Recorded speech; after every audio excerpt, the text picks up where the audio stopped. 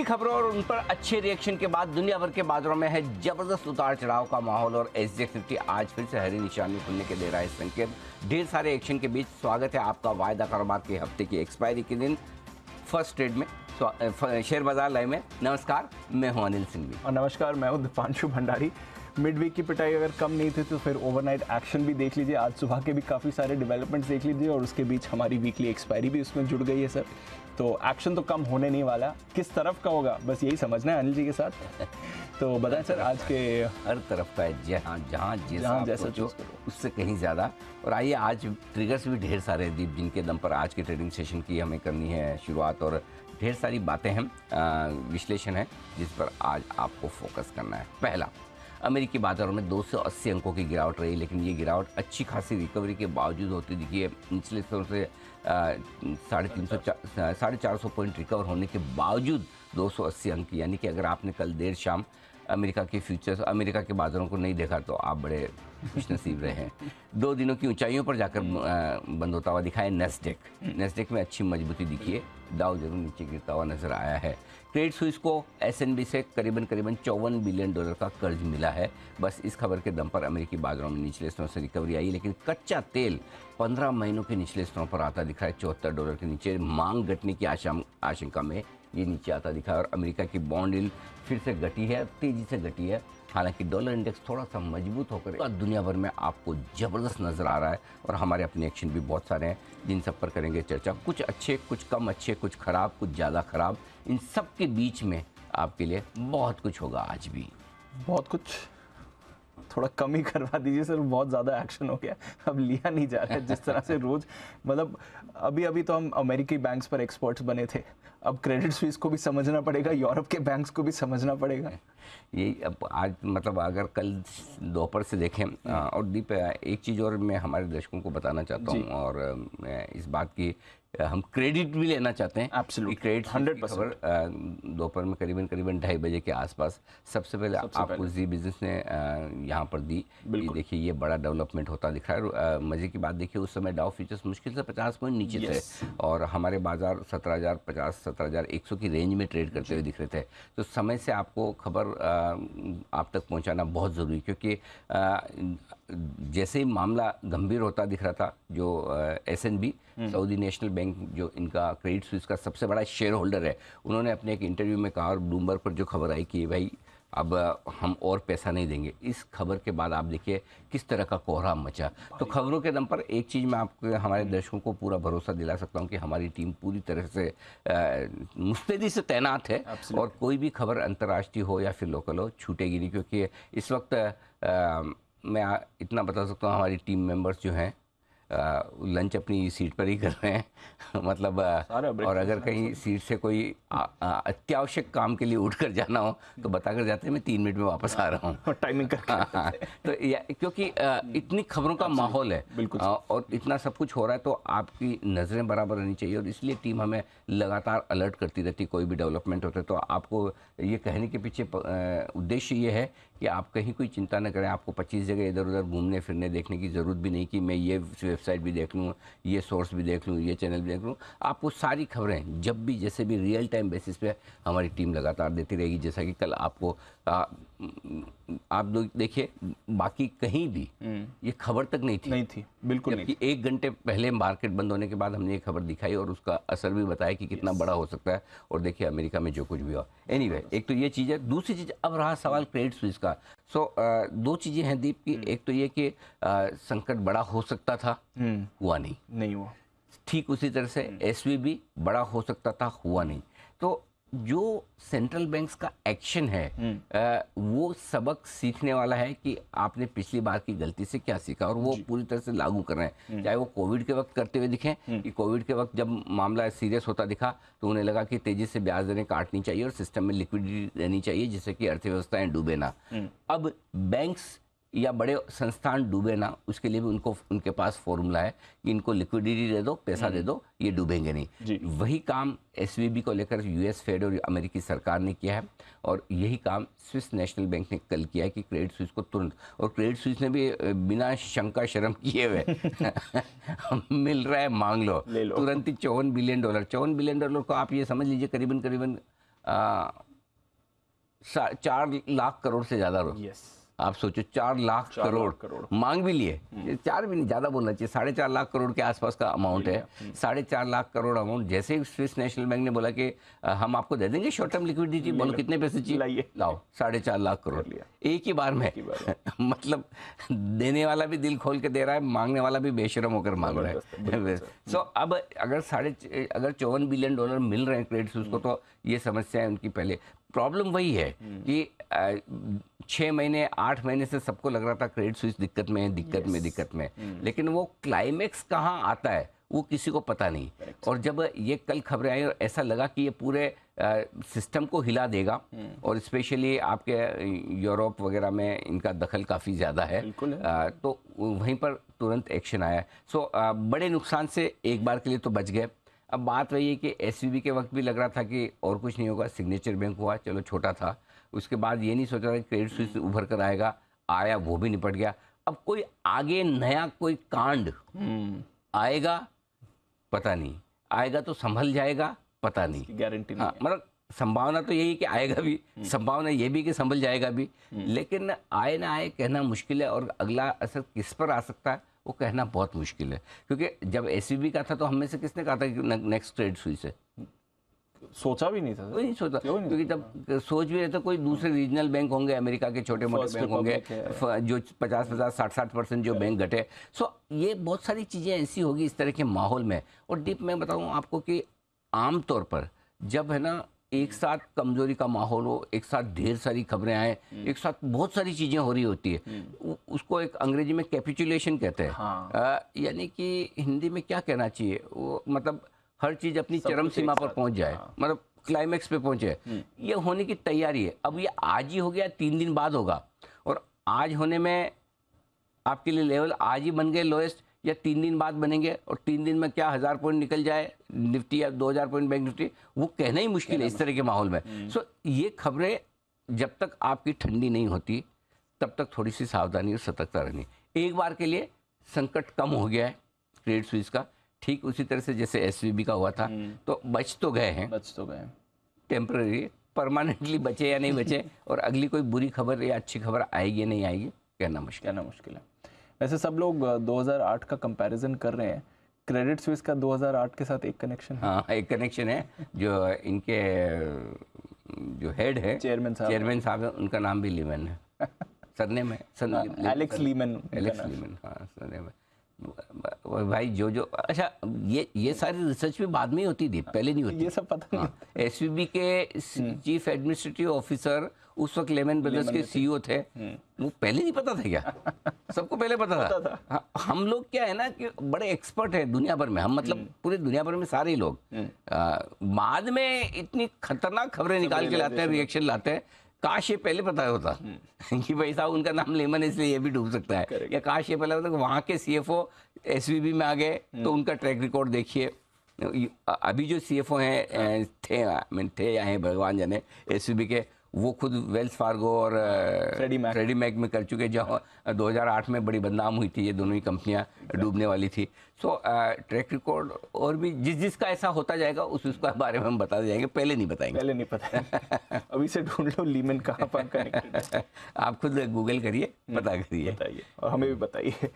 अच्छा sir, bond market जी, ये जरा देखिए, एक हफ्ते पहले इसी समय जब हम बात कर रहे थे 2 साल की यील्ड 5.25% पर थी, करेक्ट। आज 4% भी नहीं, नीचे 3.9% पर आ गई। एक हफ्ते में 1.3-1.4% की इसमें गिरावट हो गई है। एक हफ्ते पहले 70% लोग मान रहे थे आधे % की बढ़ोतरी होगी, 30% कह रहे थे 1/4 की होगी। आज 50-50 है, और 50-50 वैसा वाला कि आधे लोग कह रहे हैं कि होगी ही नहीं बढ़ोतरी। जो 70% मान रहे थे कि आधा % बढ़ेगी, उसके सामने 50% मान रहे कि बढ़ेंगी दी। ये बॉन्ड मार्केट है, इक्विटी मार्केट के जैसे बिहेव कर रहा है, इक्विटी से भी ज़्यादा हटकर। क्या हो रहा है दीप कि बॉन्ड मार्केट में पूरा इक्विटी की तरह न्यूज़ फ्लो ड्रिवन है, और इसीलिए मैं बार बार आपको याद है, मैं कल भी कह रहा था इस बात को, 2 दिन पहले भी कह रहा था कि 22 मार्च तक बहुत वक्त है लंबा। बिल्कुल, 22 मार्च तक बहुत सारी खबरें आएगी जो आपका मूड माहौल बदल सकती है, कभी ऊपर कभी नीचे, करेक्ट। सो अब हुआ क्या है, अब आपको लगता है एसवीबी का संकट टला, तो चलिए 1/4% बढ़ा दीजिए। कल तो 80% लोग मान रहे थे कि 1/4% बढ़ेगी, आज 50% मांग रहे हैं कि पोज हो जाएगा, और 50% मान रहे हैं कि 1/4%। क्यों? अब लगा कि अगर क्रेडिट स्विस का भी संकट आया तो यूएस पोज कर देगा। अब समझिए 22 मार्च के पहले क्रेडिट स्विस का संकट इस वीकेंड पे लगता है कि ठंडा हो जाए, कि चलो नई बुरी खबरें नहीं आ रही, जो है वो पैसा मिल जाएगा, जो 4.5 लाख करोड़ रुपया ये संभाल लेंगे, इतना तो बहुत होता है, ठीक है संभाल लेंगे चलो। तो फिर मंडे को आप बोलोगे अरे 1/4%। हाँ, सो ये सब चीजें चलती रहेगी, अपने दिमाग ही नहीं लगाना। अच्छा, नहीं लगाना कि आधा नहीं घटेगी, आधा परसेंट मतलब कोई बदलाव नहीं होगा। घटेगी तो क्या मतलब नहीं बढ़ेगी, घटने का तो सोच ही नहीं सकते। नहीं बढ़ेगी या 1/4% बढ़ेगी, ये हम 22 तारीख को देखेंगे। अच्छा, अब से लेके 22 तारीख तक बहुत लंबा वक्त है, कब क्या आएगा कुछ, कल को और कोई खबर आ जाए तो 100% लोग मानने लगे कि कुछ भी नहीं होगा, स्टेटस को हो सकता है। और अगर यही चीजें ठीक हो जाए, बोले भाई कि संकट समाप्त, चलो 1/4 तो बढ़ा ही दो। I think see clear cut चीज क्या है, अमेरिकी फेड को दो चीजों के बीच में बैलेंस बनाना है इस वक्त। एक शॉर्ट टर्म में आपके बैंकिंग सिस्टम और फाइनेंशियल स्टेबिलिटी पर फोकस करना है, और मीडियम से लॉन्ग टर्म में उनको इन्फ्लेशन नीचे लाना है। तो आपके पास में, आपको पता है कि मेरे को चलने में दिक्कत होती है, घुटने में प्रॉब्लम है, लेकिन इस वक्त जो इमीडिएटली है वो बीमारी मेरे कुछ और है जो बड़ी है, तो आप पहले उसका ट्रीटमेंट कराएंगे। तो इस वक्त पहली बड़ी बीमारी जो फाइनेंशियल स्टेबिलिटी की है, बैंकिंग सिस्टम के कॉन्फिडेंस की, तो इस मीटिंग में फेड का फोकस ज्यादा वहां रहेगा। सो अगर कोई खराब खबरें आती तो हो सकता है फेड पोज भी कर दे। अच्छा, एक बार के लिए ये बोल के कि एक बार हम सिस्टम को स्टेबल होने देते हैं, ठीक होने देते हैं, उसके बाद हम जरूरत होने पर डेटा देखकर वापस बढ़ाएंगे, वो कर सकते हैं। और अगर उससे पहले ही सिस्टम चुस्त दुरुस्त हो जाए, अगले अब से लेकर 22 तारीख तक आपको और कोई खराब खबर ना आती दिखे, तो फेड बोलेगा ठीक है यार ये तो हो गया, अब भी आगे भी कोई क्रेडिट स्विस का भाई आएगा, एसवीबी की बहन आएगी, तो हम इसी तरह का ट्रीटमेंट करके उनको संभाल लेंगे। इसलिए हमें पता फॉर्मूला क्या है, अब हमें मिल गया है फॉर्मूला कि जो तकलीफ में आओ चलो पैसा देते हैं, या जो उससे जिसको तकलीफ हो रही है उसको हम गारंटी देते हैं, तो हम बचा लेंगे। वो कॉन्फिडेंस आ जाता है ना, 2 बचा लिए, तीसरा भी बचा लेंगे, राइट। सो ऐसी सिचुएशन में हम 1/4% तो बढ़ाएंगे भाई, हमें तो महंगाई नीचे लाना है। तो इन दो में से एक चीज हो सकती है, देखते हैं 22 तारीख तक क्या कुछ होता है, तब तक इसी तरह के ऊपर नीचे चलते रहेंगे। लेकिन ये बहुत अच्छी चीज है कि आप देखिए हमारे बॉन्ड यील्ड जो अमेरिका के बॉन्ड यील्ड जो घटे हैं, इनफैक्ट हमारे गवर्नर साहब को भी कॉन्फिडेंस देना चाहिए, बिल्कुल सही। हाँ, कॉन्फिडेंस उनको भी देना चाहिए, क्योंकि बढ़िया चीज़ है उनके लिए भी कि अगर घट जाए इस तरह से अमेरिका में ब्याज दरें, आप देखिए 10 साल की 3.5% पे आ गई, और 2 साल की 4% के नीचे, ये तो बड़ा कट है, एक हफ्ते में। मतलब फेड काटे ना काटे, बॉन्ड मार्केट ने ब्याज दरें काट दिए, उन्होंने तो काट ही दिए, उन्होंने तो बजाय इसके कि स्टेटस को उन्होंने तो काट के रख दिए, ये लो हमारी तो ब्याज दरें कट गई है, अब आप फॉलो करो मत करो आपकी मर्जी। लेकिन मुझे लगता है इस बार लंबे समय बाद जरूरी नहीं कि बॉन्ड मार्केट को फॉलो फेड करे ही करे, और मिनट टू मिनट और डे टू डे बेसिस पे तो उन्हें करने की जरूरत भी नहीं। एब्सोल्युटली, लेट्स सी क्या होता है। ठीक है, बट क्योंकि ये महंगाई की बात निकली और रेट्स की बात कर रहे हैं, हमारी पॉलिसी भी 6 अप्रैल को है। कच्चा तेल अनिल जी 15 महीने के निचले स्तर पर $75 के नीचे आ गया है, वो तो कंफर्ट रेंज के भी नीचे आ गया है। ये कितनी बड़ी राहत हमारे लिए हो सकती है, मार्केट के लिए हो सकती है, ये जरा। इन सब खराब चीजों में कुछ कुछ हमारे लिए अच्छा भी हो रहा है जो हम नजरअंदाज कर रहे हैं। और 2 चीजें आज अच्छी हुई है, जिसमें से पहली आपने पूछ ली, कच्चे तेल का $75 के नीचे आना छोटी बात नहीं है हमारे लिए। और एक्चुअली मैं बताऊं, अगर जो हमारी कच्चे तेल पर ड्यूटी है, अगर उसको सरकार थोड़ा सा कम कर दे, तो आपका इन्फ्लेशन तो कंट्रोल में आ गया। एब्सोल्युटली, हमारे यहाँ तो इन्फ्लेशन 6% पे है, तो आपको बहुत जल्दी नीचे आता हुआ दिख सकता है।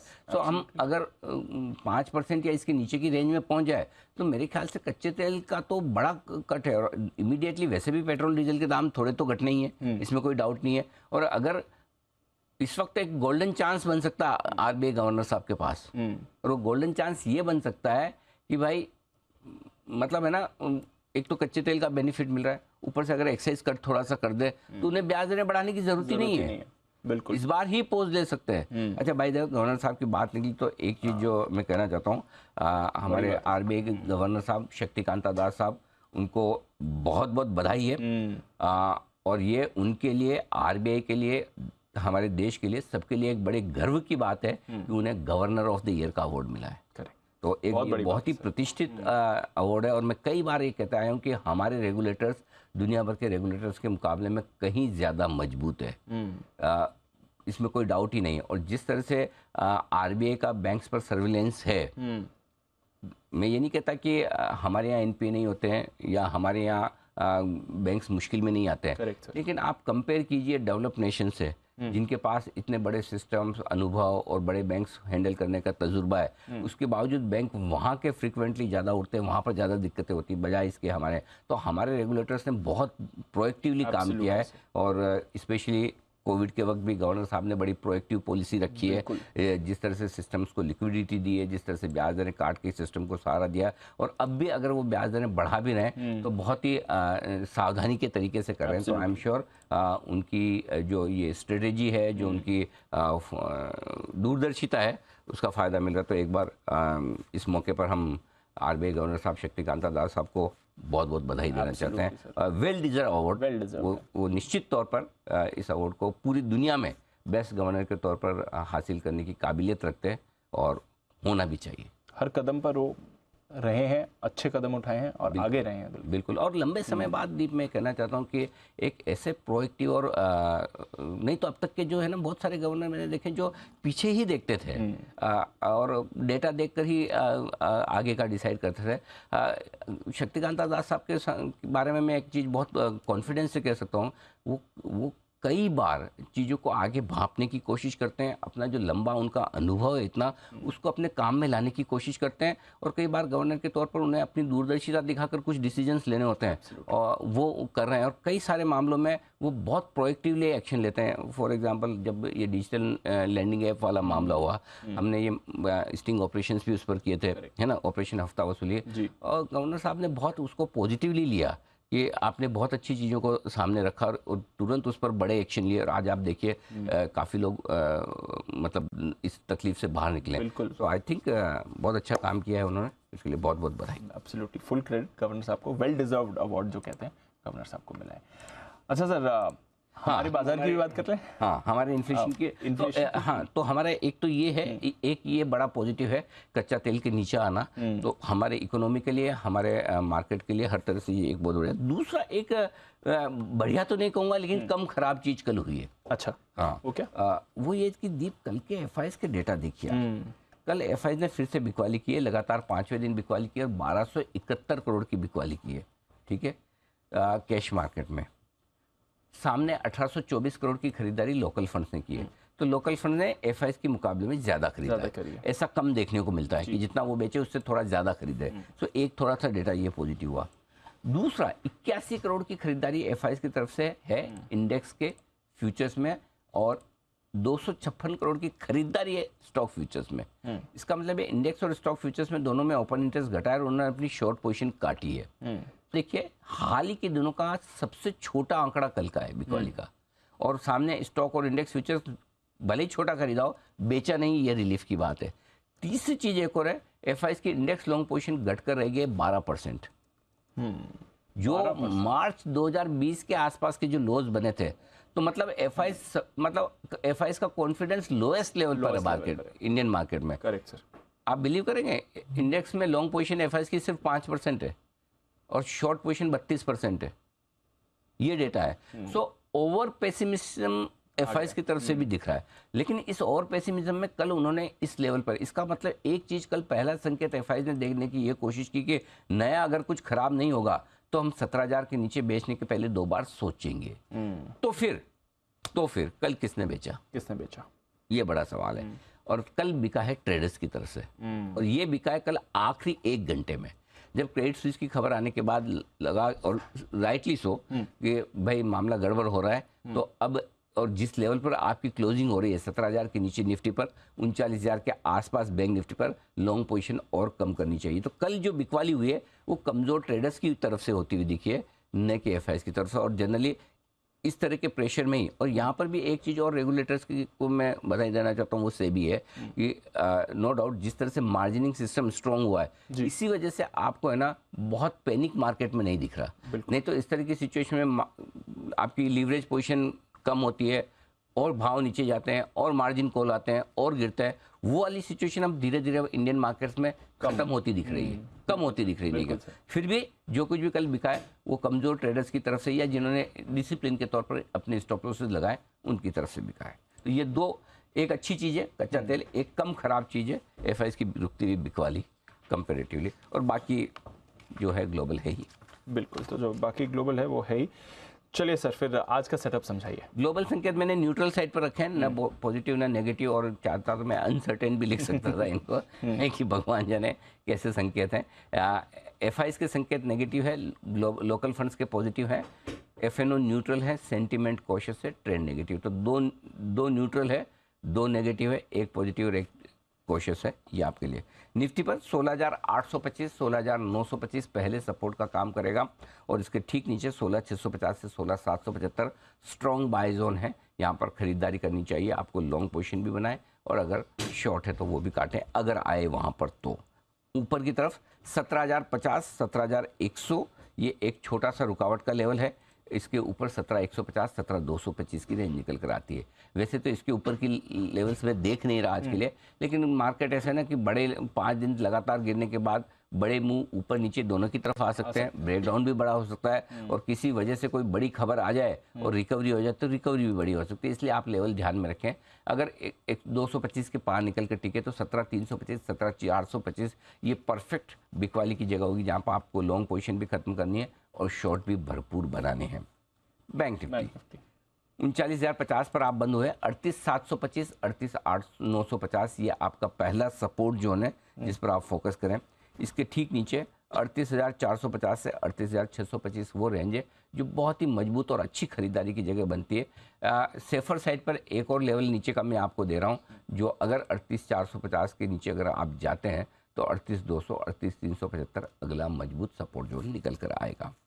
ऊपर की तरफ 39,400 39,550 ये आपकी पहली रेंज है रुकावट की, इसको पार करने में मुश्किल होगी। अगर पार करके निकले तो कल के हाइस की तरफ जाने की कोशिश करेंगे, और तब आपके लिए बिकवाली की जगह जो बनेगी वो 39,750 से लेकर 39,900 की होगी। दीप एक बार फिर से हमारे दर्शकों को बता दूँ, ये सारे के सारे जो लेवल्स हैं वो लेवल्स आपके लिए पूरे कैश मार्केट के लेवल्स हैं, स्पॉट लेवल्स हैं, निफ्टी और बैंक निफ्टी दोनों में, फ्यूचर्स नहीं है, स्पॉट लेवल्स हैं।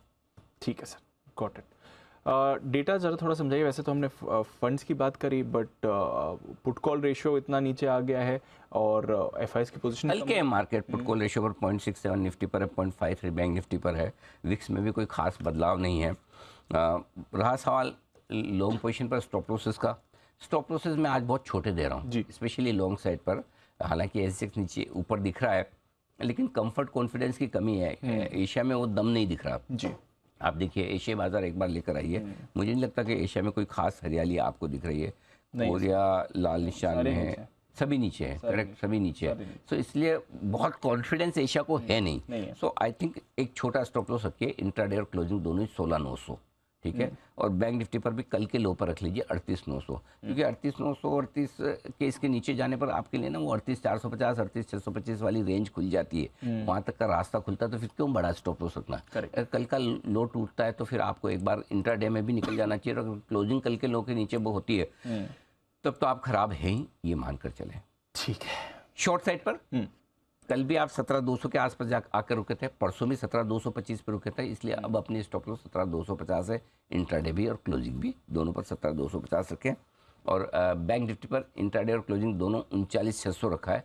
जिनको अगर बड़ा स्टॉप लॉस रखना है वो 40,000 का रखें, मेरे ख्याल से 39,600 काफ़ी है शॉर्ट पोजीशन पर। Got it.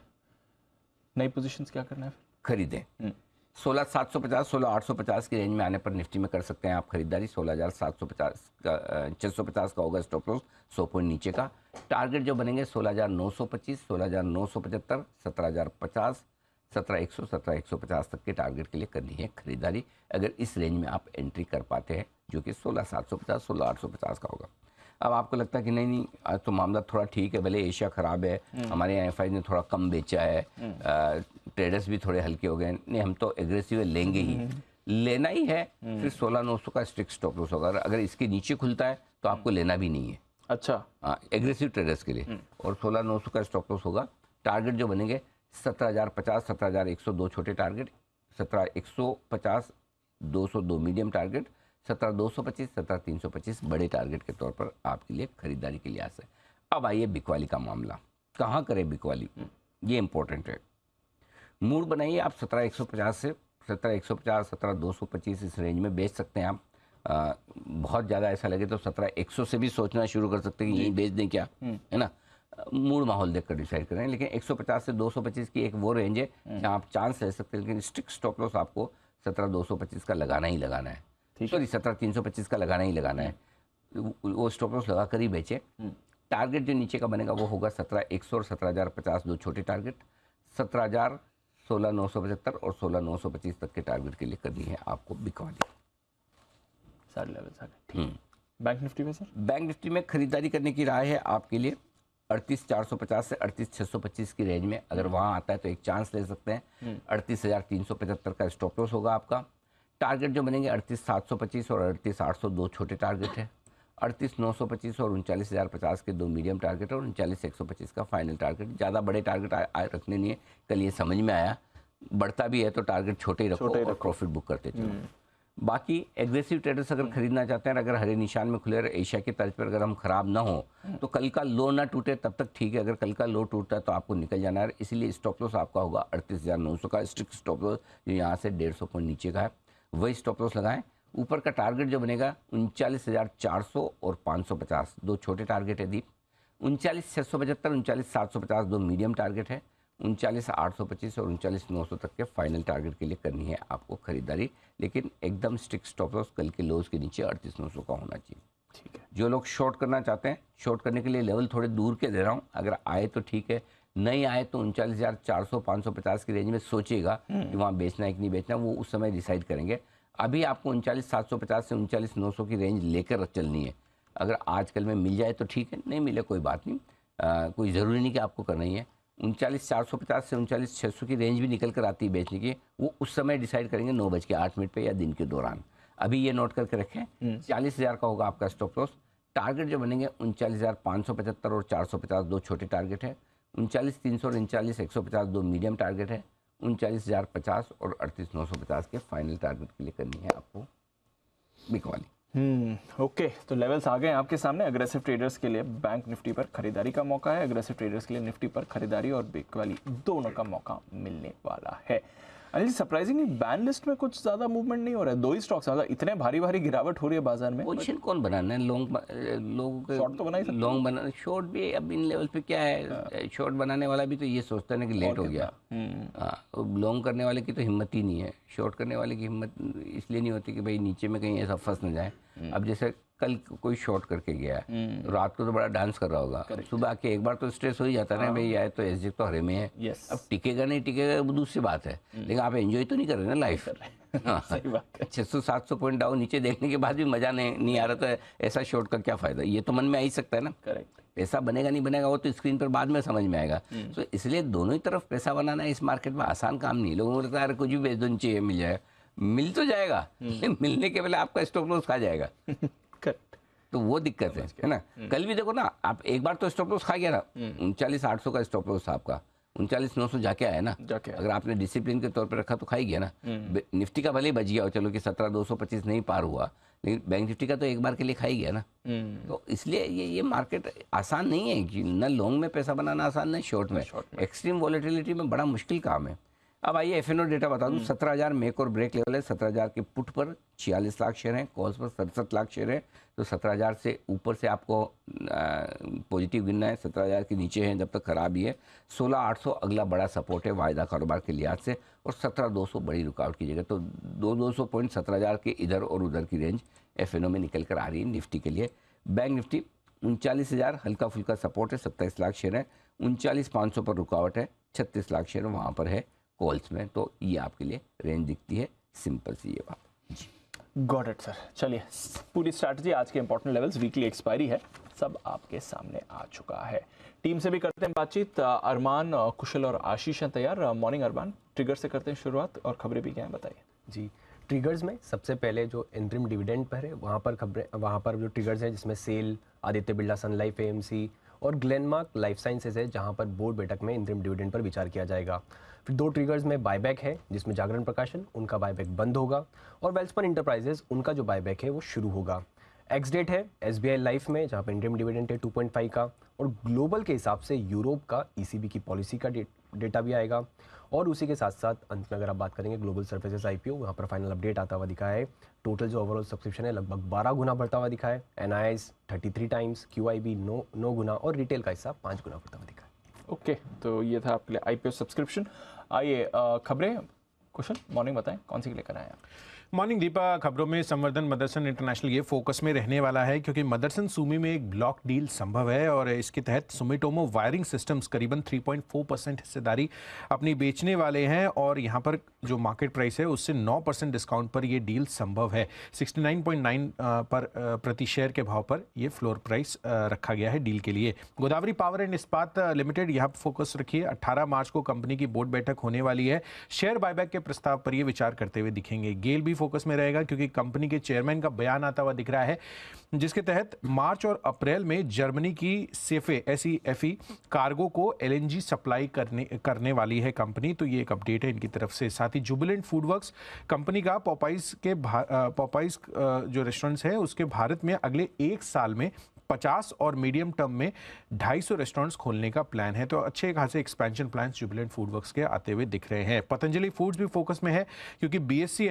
BSE और NSE दोनों एक्सचेंजेस ने कंपनी के प्रमोटर्स और प्रमोटर ग्रुप के खिलाफ फ्रीजिंग एक्शन लिया है। अब इसमें एक्शन क्या है कि कुछ एक प्रमोटर्स और प्रमोटर ग्रुप्स हैं जिनकी सिक्योरिटीज के ट्रांसफरेबिलिटी पर रिस्ट्रिक्शंस इन्होंने लगाए हैं। 29.26 करोड़ शेयर्स पर प्रभाव इस वजह से पड़ता हुआ दिखेगा और ये इसलिए क्योंकि फ्रीजिंग तब तक जो minimum share public share holding norm है वो इन्होंने अभी तक मीट नहीं किया है। तो प्रमोटर की जो हिस्सेदारी है 80.82% से घटाकर 75% इनको करनी है, ऐसा अपडेट है। बट कंपनी का भी इसमें ये कहना है कि एक्सचेंजेस के कार्रवाई से कंपनी की जो फाइनेंशियल स्थिति है उस पर कोई प्रभाव नहीं है और प्रमोटर्स की जो शेयर होल्डिंग है पहले से ही अप्रैल 2023 तक लॉक इन में है। तो ये एक अपडेट कंपनी की तरफ से भी इस पर आता हुआ दिख रहा है। और अंत में ओरिएंट पेपर एंड इंडस्ट्रीज, यहाँ पर मध्य प्रदेश की जो मैन्युफैक्चरिंग यूनिट है उसके मॉडर्नाइजेशन के लिए 475 करोड़ के कैपेक्स की मंजूरी मिल चुकी है और इसके तहत कंपनी की जो पेपर मिल की क्षमता है वो बढ़ती हुई नजर आएगी। ओके, तो ये है आपके लिए कुछ और खबरें भी। अरमान, आपके पास भी कुछ और खबरें हैं? जी, मेट्रो ब्रांड्स यहाँ पर जो बिजनेस से जुड़ी बातचीत के लिए 23 मार्च को बोर्ड बैठक होगी। सारदा एनर्जी यहाँ पर जो छत्तीसगढ़ पर्यावरण बोर्ड है उनसे इनको जो है अगर आप देखेंगे एक्सपेंशन के लिए अनुमति मिलती हुई दिखी है, जो लगभग 1,80,000 प्रति टन सालाना से बढ़कर अब जो है 2.5 लाख टन जो है सालाना की उनकी अनुमति मिल चुकी है। GHCL यहाँ पर NCLT अहमदाबाद बेंच से इनको अपनी जो स्पिनिंग डिवीजन के डीमर्जर को मंजूरी मिलती है और डीमर्जर जो GHCL में टेक्सटाइल लिमिटेड में जो डीमर्जर होगा उसको मंजूरी मिलती हुई दिखी है। और अंत में वेदांता की बात करें तो वहाँ पर रिपोर्ट है कि कंपनी अपने आने वाले $1 बिलियन कर्ज का भुगतान करने के लिए पैसे जुटा रही है और उसी के साथ साथ ये लोन की अनुमानित जो रेट है जो अगर बाजार के हिसाब से आप देखेंगे तो 300 बेसिस पॉइंट ज़्यादा हो सकता है। ओके, ये है आपके लिए सारा का सारा खबरों का एक्शन। आइए ब्रोकरेजेस पर भी डालते हैं नजर आशीष के साथ FIR।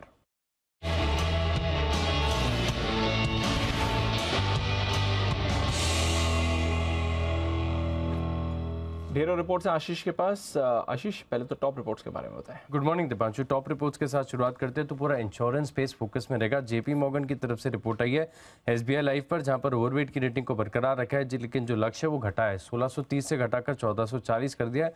हालांकि 1067 की क्लोजिंग है। HDFC लाइफ पर भी देखिए ओवरवेट की रेटिंग को बरकरार रखा है, लक्ष्य 720 से बढ़ाकर 580, हालांकि 467 की क्लोजिंग है। ICICI प्रूडेंशियल लाइफ पर यहाँ पर न्यूट्रल की रेटिंग को बरकरार रखा है, लक्ष्य 520 से घटाकर 440 कर दिया है, 384 की क्लोजिंग है। LIC पर देखिए न्यूट्रल की रेटिंग को बरकरार रखा है, लक्ष्य 700 से घटाकर 640, लेकिन 577 पर स्टॉक चल रहा है। इंडेक्स एविएट रिलायंस इंडस्ट्रीज यहाँ पर भी नजर रखिएगा। JP मॉर्गन की तरफ से रिपोर्ट आई है, ओवरवेट की रेटिंग को बरकरार रखा है, टारगेट कट किया, 3015 रुपये से घटाकर 2960 रुपये कर दिया है, हालांकि 2237 पर स्टॉक ऑलरेडी चल रहा है। ये मान रहे कि FI की जो ओनरशिप है वो मल्टी ईयर लो पर चल रही है, लेकिन आगे ग्रोथ को लेकर अच्छा मान रहे कि एक एंट्री पॉइंट हो सकता है यहाँ पर, तो फोकस रखेंगे। इंडिगो पर खास नजर रखनी है क्योंकि जेफरीज की तरफ से अंडर परफॉर्म की रेटिंग के साथ कवरेज की शुरुआत की गई है। 1615 रुपए का लक्ष्य दे रहे हैं और 1867 की क्लोजिंग चल रही है। मान रहे कि जैसे लगातार पुराने प्लेयर्स हैं और जो नए प्लेयर्स आ रहे हैं, कैपेसिटी एक्सपांड हो रही है, इससे एक हेडविंड का सामना इन्हें करना पड़ेगा। एनटीपीसी पर एचएसबीसी की तरफ से रिपोर्ट है, खरीदारी किराए को बरकरार रखा है, लक्ष्य 205 से बढ़ाकर 210 कर दिया, 180 के करीब की क्लोजिंग है। पार ग्रिड पर एचएसबीसी होल्ड की रेटिंग को बरकरार रखे हुए 210 के लक्ष्य के लिए।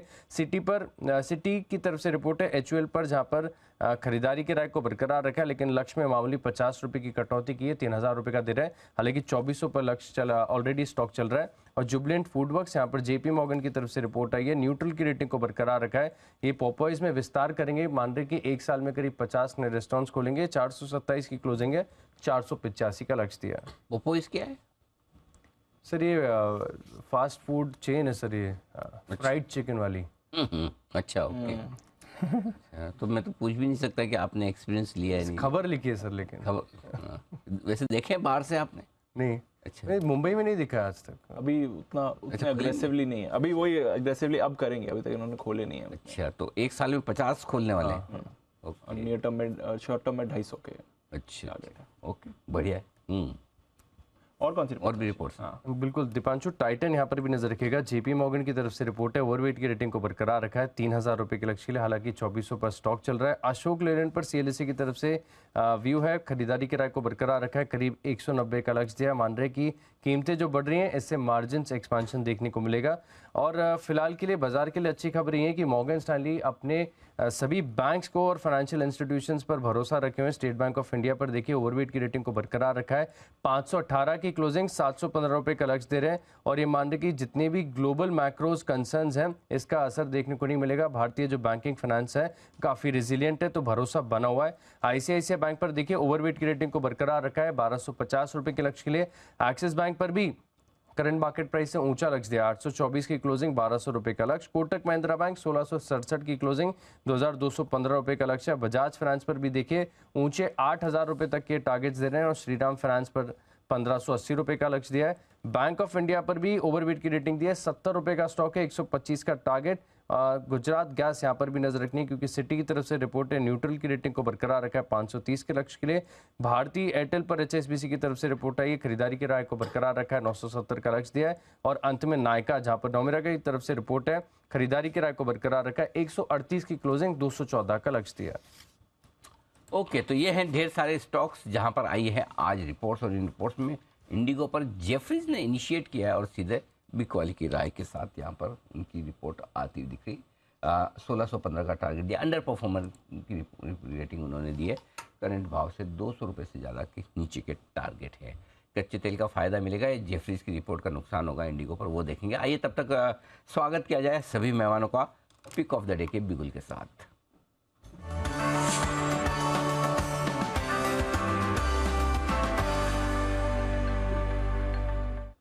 बार बार नोटा का इस्तेमाल करने वाले बंसल जी के बजाय आज मैं फिर शुरुआत करूंगा कुणाल जी के साथ। कुणाल जी, सुप्रभात, बताएं सर आपकी पिक ऑफ द डे है।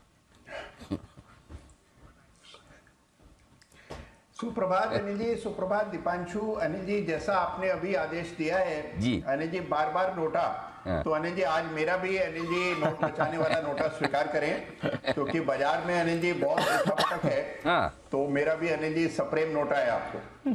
पूरे कुएं में मांग गुली हुई है। अच्छा, अच्छे दोस्तों की एक खासियत होती है, आप अपने दोस्त से कोई अच्छी चीज सीखे नहीं सीखे, उससे खराब चीज जल्दी सीख लेता है। वही होता है। हाँ, आप दोनों सच्चे दोस्त हैं। जी बंसल जी, सुप्रभात। ले ले आपका भी नोटा कुणाल जी से ही।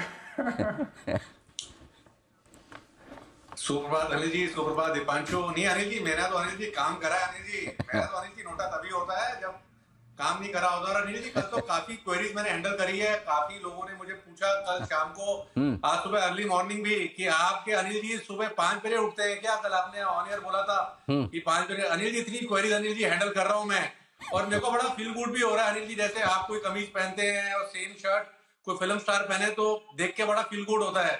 तो मैं भी अनिल जी 5 बजे उठता हूँ, और आपने जब से बोला है 5 बजे उठते हो, तो एक अनिल जी नई ऊर्जा का मतलब कि एहसास मुझे भी हो रहा है अनिल जी। वाह, बहुत बढ़िया, बधाई हो बंसल जी। बताएं सर, जो आपने काम किया उसका सबूत दीजिए। अनिल जी, सबूत ये है कि खरीदना है सिंजिन, जिसको पहले भी 1-2 बार अनिल जी मैंने रिकमेंड करा है, और जिस तरीके का टेक्निकल स्ट्रक्चर है अगर कोई बड़ा हिचकोला अनिल जी मार्केट में नहीं आया तो ये अच्छी बैटिंग करेगा। सिंजिन पे खरीदारी की राय है। 574 का स्टॉप लॉस, 607 का टारगेट। 574 का स्टॉप लॉस, 607 का टारगेट, खरीदना है सिंजिन। ये है राय आपके लिए बंसल जी की तरफ से। सुमित जी सुप्रभात, बताएं sir pick of the day. नमस्कार Anil ji, good morning. Morning Anil ji, pick of the day के तौर पे मेरे को लग रहा है कि एशियन पेंट्स पे नजर रखनी चाहिए। एशियन पेंट्स के अंदर कल एक अच्छी मजबूती देखने को मिली थी, तो कोई भी डिप आता है अगर एशियन पेंट्स में 2800 रुपए तक, तो लोअर लेवल्स पे खरीदारी करके चलने का सलाह रहेगा। एशियन पेंट्स के अंदर यहाँ से ऊपर का मूव देखने को मिलना चाहिए, जिसके अंदर 2900 के इमीडिएट टारगेट बनेंगे। 2900, 2950 ये दो टारगेट्स को ध्यान में रखते हुए एशियन पेंट में एग्जिस्टिंग पोजीशंस होल्ड करें। कोई भी डिप आता है तो खरीदारी करें, और नीचे में 2770 का स्टॉप लॉस लगाए, तो खरीदारी करके चलने का सलाह रहेगा Asian paints. Okay, Asian paints दिखा सकता है कमाल। और आज वैसे भी आप देख सकते हैं कच्चे तेल में जो तेज गिरावट हुई है वो इनके लिए सीधे तौर पर फायदे की बात भी नजर आएगी। हिमांशु जी गुड मॉर्निंग, स्वागत है आपका भी। बताएं sir pick of the day. Good morning to you Anil ji, good morning Deep, good morning everyone. Anil ji खरीदारी करनी है, पिक ऑफ द डे रहेगी जीएमआर इंफ्रा, जीएमआर एयरपोर्ट्स, जिसका बदल कर नाम हो चुका है। 41 रुपए 35 पैसे के लगभग कल का क्लोज है अनिल जी स्टॉक का। और बाजार के कंपैरिजन में अनिल जी ये स्टॉक काफी अच्छी स्ट्रेंथ दिखाता हुआ नजर आया है। कल के सेशन में जहां पर वीकनेस देखने को मिली थी, यहाँ पर एक फ्रेश ब्रेकआउट देखने को मिला है। तो मुझे लगता है कि इररिस्पेक्टिव ऑफ मार्केट कंडीशंस ये स्टॉक एक अच्छी तेजी पकड़ने के लिए तैयार है। पिक ऑफ द डे के तौर पर 1 से 2 दिन के नजरिए से 45 से 46 रुपए के टारगेट्स के लिए जीएमआर इंफ्रा खरीदारी करके चलने की सलाह रहेगी। 40 रुपए का स्टॉप लॉस लगाकर ये रहेगी मेरी तरफ से पिक ऑफ द डे। 40 रुपए का स्टॉप लॉस, 45 का टारगेट, जीएमआर एयरपोर्ट्स, ये खरीदने की राय आपके लिए। आइए सेठी साहब का भी किया जाए स्वागत। सेठी साहब सुप्रभात, बताएं sir pick of the day. Good morning Anil ji, good morning Deepanshu. देखिए अनिल जी, एक तो बाजार में जिस तरह का माहौल है एक्सट्रीम कॉशन एडवाइज्ड है, मतलब बिल्कुल कॉशियस रहना है, बिकॉज ऐसे लग रहा है जैसे सिलिकॉन वैली बैंक उससे तो अभी तक निपटे ही नहीं थे। और कल दोपहर को जब मैं सदाबहार सेठी साहब के शॉर्ट टर्म पिक्स के सेगमेंट में जुड़ा हुआ था, उसके थोड़ी देर बाद अपने चैनल पे फ्लैश किया जो क्रेडिट स्विस की दिक्कतें हैं, तो उसके बाद से हमने देखा जो निफ्टी 100 पॉइंट ऊपर था वो घट के फिर 100 पॉइंट नीचे चला गया। और यूरोप में भी जितने बैंक्स हैं, मतलब क्रेडिट स्विस तो करीबन 25% लुढ़का, इसके अलावा बाकी के यूरोपियन बैंक्स जैसे डॉइचे बैंक है या बैंक पारिबा या आपके बार्कलेज बैंक, सोसाइटी जनरल, सब में 10% के करीब की कट हुई है। और ये जो क्रेडिट स्विस है ये अनिल जी ये जो सिलिकॉन वैली बैंक के कंपैरिजन में बहुत बड़ा है। It's like a global systemically important bank, GSIB बोलते हैं, उस तरह का बैंक है। तो अगर वहाँ कुछ होता है तो डेफिनेटली बड़ा असर हो सकता है। बट आज सुबह जो खबरें आई, पॉजिटिव खबरें आई है, कुछ इनको स्विस नेशनल बैंक से कुछ फंडिंग मिल रही है, तो उसके कारण से हम एसजीएक्स निफ्टी में थोड़ी तेजी जरूर देख रहे हैं। बट मैं कॉन्फिडेंट नहीं हूं कि ये सस्टेन करेगा। मुझे लगता है कि बाजार में कॉशियस रहना चाहिए। बट फिर भी ये जो कुछ भी हो रहा है, अगर ये ठीक हो जाता है तो भारत के लिए तो एक बहुत अच्छा मौका है, बिकॉज क्रूड कल जिस हिसाब से टूटा है, that is the biggest positive for India. अपने करंट अकाउंट डेफिसिट को इससे फायदा मिलेगा, मतलब वो कम होगा, और इन्फ्लेशन में भी अच्छी गिरावट आएगी। मैं अभी थोड़ी देर पहले आपकी कमेंट्री भी सुन रहा था। तो सब चीज को देखते हुए पिक्स है, खरीदारी करने की सलाह, बट थीम वही है, क्रूड वाला थीम। मुझे लगता है आज ऑयल मार्केटिंग कंपनीज पे तेजी करनी चाहिए।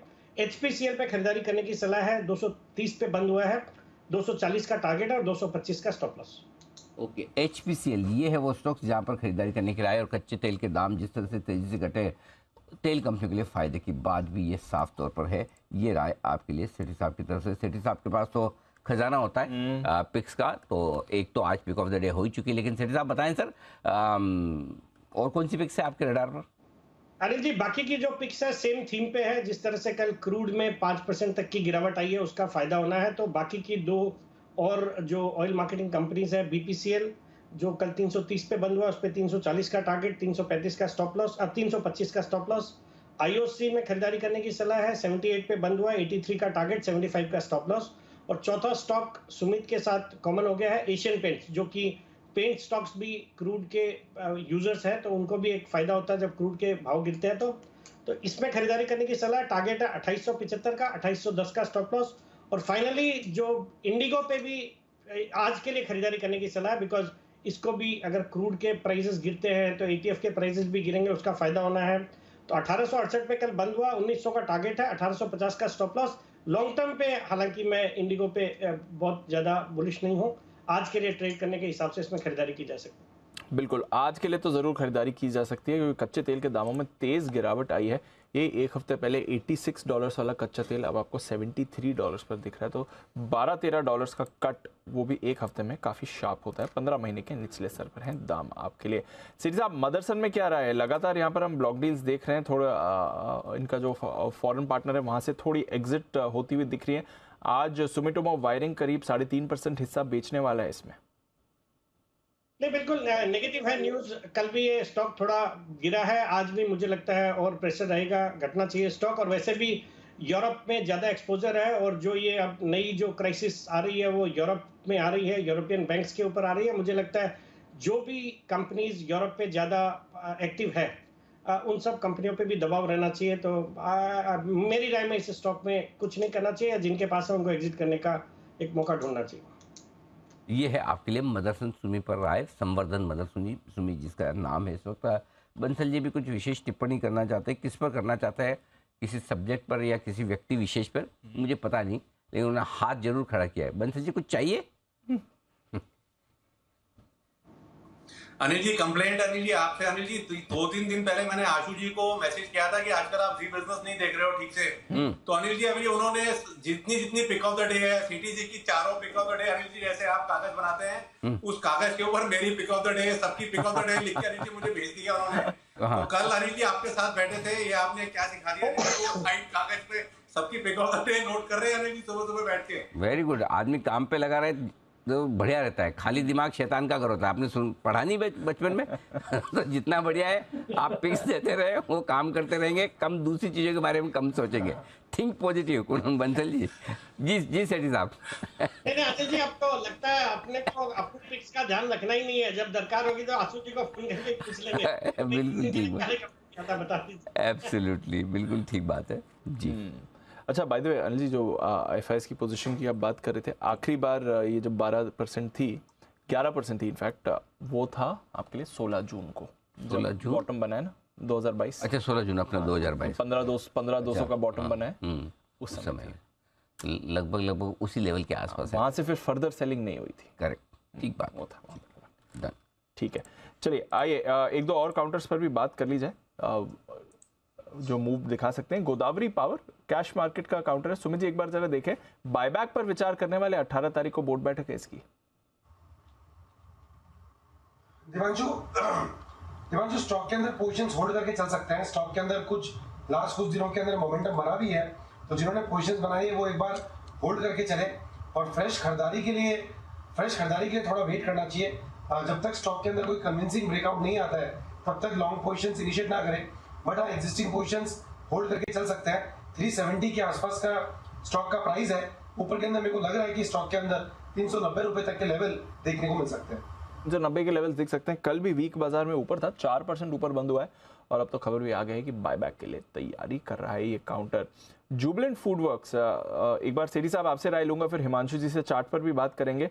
बट ये जो पॉपाइज ब्रांड को भारत में बढ़ाने वाले हैं, एक साल में 50 स्टोर्स और फिर मीडियम टर्म में 250 स्टोर्स खोलने की तैयारी है। कैसे देखना है इन्हें?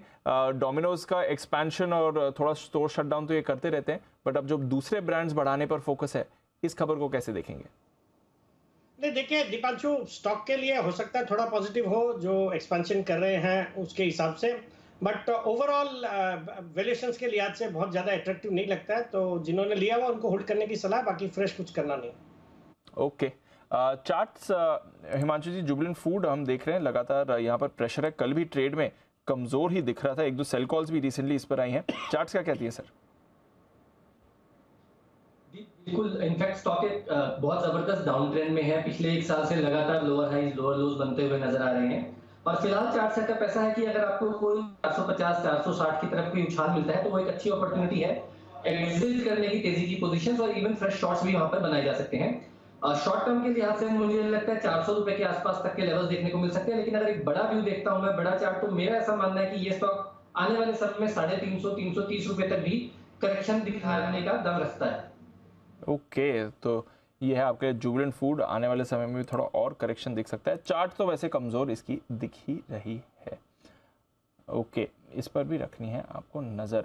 वेदांता ये भी इंटरेस्टिंग काउंटर है क्योंकि ये करीब $1 बिलियन का पैसे जुटाने की बातचीत कर रही हैं, बैंक्स और इन्वेस्टर से बात की जा रही है। तो रिसेंटली हमने देखा थोड़ा डेट इन्होंने कम भी किया, अब रीफाइनेंसिंग की बात चल रही है, $1 बिलियन का कर्ज जुटाने की तैयारी में।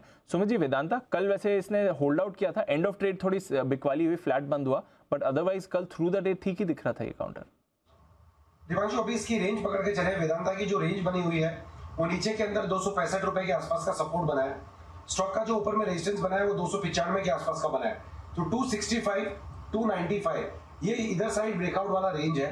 स्टॉक यहाँ से थोड़ा नीचे का मूव दिखा सकता है, जिसके अंदर 265, 270 के लेवल देखने को मिल सकते हैं। फ्रेश तेजी ऊपर में 295, 295 का लेवल जब ऊपर में ब्रेक करेगा तब वेदांता के अंदर देखने को मिल सकता है।